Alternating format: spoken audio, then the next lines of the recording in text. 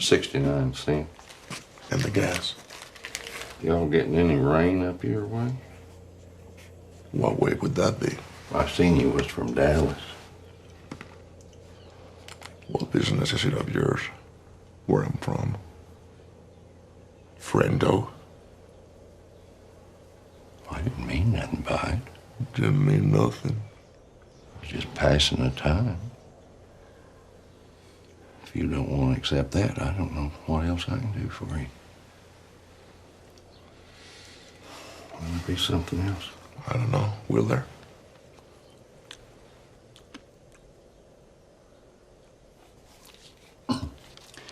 Is something wrong? With what? With anything. Is that what you're asking me? Is there something wrong with anything? Will there be anything else? You already asked me that.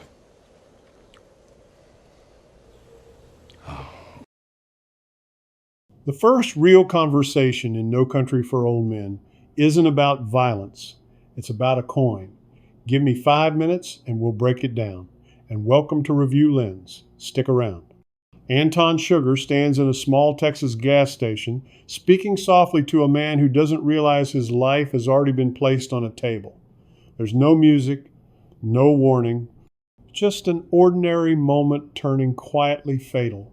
When Sugar flips the coin, the man is confused and not afraid yet because he doesn't understand the rules of the game he's been forced into. That scene tells you everything this movie believes about fate, chance, and the modern world. Violence doesn't announce itself, it arrives calmly, and it doesn't care whether you're ready.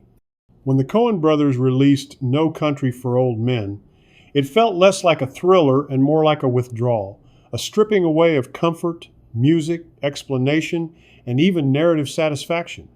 This wasn't accidental. Nearly every creative decision on this film was designed to remove safety nets for the characters and for the audience. The production itself was tense in ways that mirrored the story. Javier Bardem's portrayal of Anton Chigurh unsettled people on set.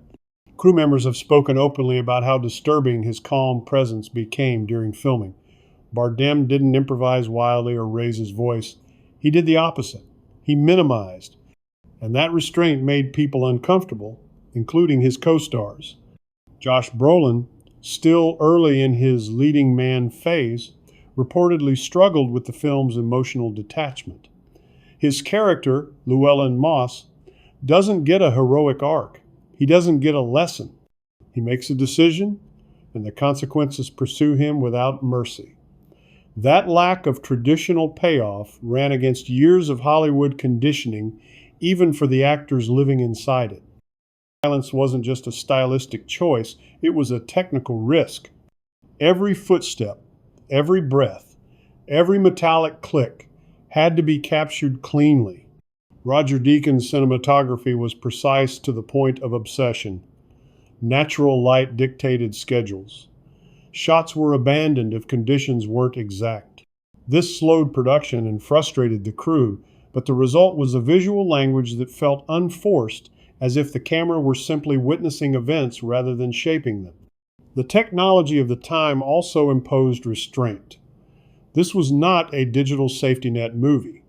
Limited visual effects meant violence had to feel physical, abrupt, and final. When people die here, there's no spectacle, just absence. Even Tommy Lee Jones reportedly questioned the film's emotional coldness during production.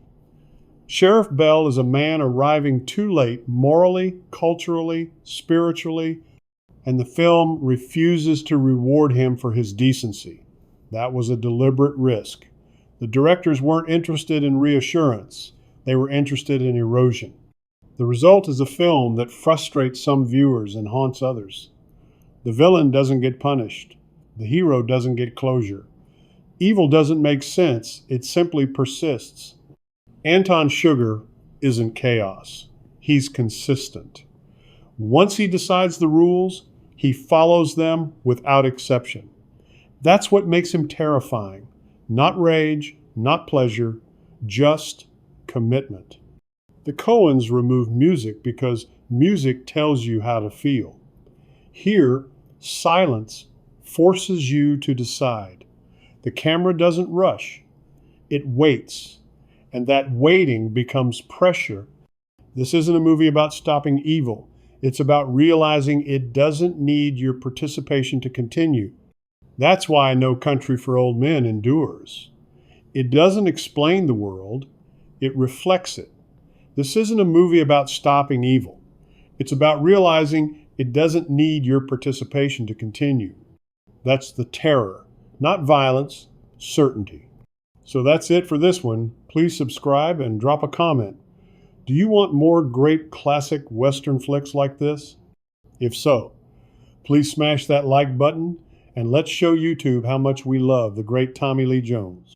And as always, see you on the next one. Save us a balcony seat and extra butter on the popcorn, please.